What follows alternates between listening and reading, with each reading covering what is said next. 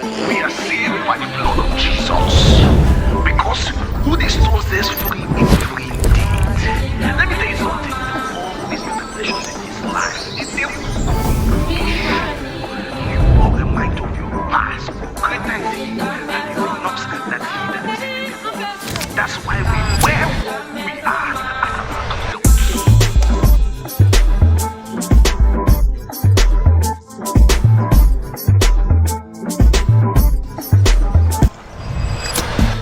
there comes a time in a man's life when you need to reposition your ways. Because at the end of the day, we all will give account of our life here on earth. No matter how